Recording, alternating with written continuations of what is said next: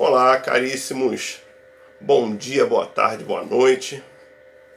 Vamos falar um pouquinho sobre os povos indígenas brasileiros, os povos que habitavam essa região a partir da chegada dos europeus. É sempre bom a gente relembrar isso sempre, que a América, essa região, não era uma região desabitada, mas era uma região que tinha a ocupação já de muitos grupos indígenas. E no caso do Brasil, esses grupos eles não chegavam a formar um império, sociedades mais organizadas, centralizadas, mas eles eram mais espaçados pelo território na forma de tribos, né? de vários grupos diferentes. Analisando atualmente, eles foram divididos em dois grandes grupos, de acordo com o tronco linguístico dele. De um lado, o grupo Tupi-Guarani. De outro lado, o grupo Macru-G, ou como os tupis chamavam eles, de Tapuias, que eram os grupos voltados para o interior.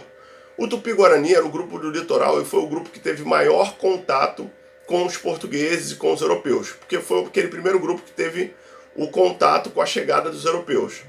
Então esses tupis-guaranis habitavam o litoral e tiveram esse contato inicial e também tinham contato com esse outro grupo mais para o interior. Esses grupos, eles também nem sempre eram aliados. A questão da guerra, do confronto entre eles era muito comum esse embate desses grupos, né?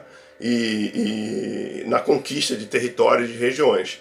E eles eram, basicamente, todos eles tinham um modelo social era muito específico. Eles não tinham propriedade privada, não tinham dinheiro, então a propriedade era coletiva, todos podiam trabalhar na terra, a terra pertencia a todos. E a divisão de trabalho era feita por sexo. As mulheres cuidavam da terra, cuidavam da educação das crianças, os homens cuidavam da caça, da guerra, e assim funcionava. Os idosos tinham alguns idosos a função religiosa, função de educar também, era a divisão coletiva. As crianças, inclusive, elas não tinham só o pai e a mãe, todos pertenciam à aldeia, ao mesmo grupo. Então era um modelo de sociedade muito diferente da sociedade europeia daquela época, e isso gerou realmente um impacto, gerou realmente uma discrepância na hora do contato, né? Os europeus eles entendiam de uma forma e os indígenas acabavam entendendo de outra, né? O fato dos indígenas serem nus, os europeus terem vestimenta, o fato dos indígenas não terem propriedade privada, não terem dinheiro e os europeus terem. Então essa diferença ela foi muito gritante, né?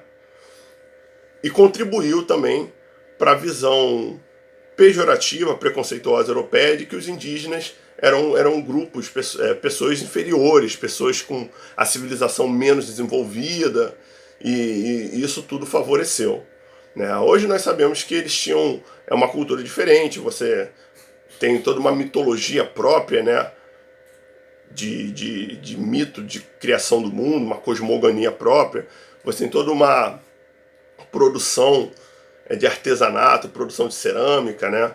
Inclusive eu queria mostrar para vocês, isso aqui é uma pulseira masculina com motivo marajoara, produzido por grupos do Xingu, né? Ela é feita para utilizar aqui no braço, assim. E aqui é um colar que faz uma menção à cobra, também indígena, produzida por grupos guajajaras, e ele é um colar masculino também. Então, assim, hoje em dia você tem inclusive esse consumo por parte da gente desse material, né? Mas é muito interessante. E para finalizar, interessante também a gente refletir que esses povos eles já habitavam aqui na chegada dos europeus e eles continuaram habitando. Então hoje nós temos uma política aí para esses povos liderada pela FUNAI, geralmente, que é um órgão governamental, mas esses povos eles são donos da terra antes mesmo da chegada dos europeus, antes mesmo de nós. Então, assim, a gente tem que trabalhar o respeito a essas culturas, o respeito a esses povos e o respeito à sociedade deles, inclusive aqueles que ainda se encontram em isolamento. Temos que respeitar esse isolamento daquelas próprias populações. Tá bom? Um abraço a todos. Fiquem bem.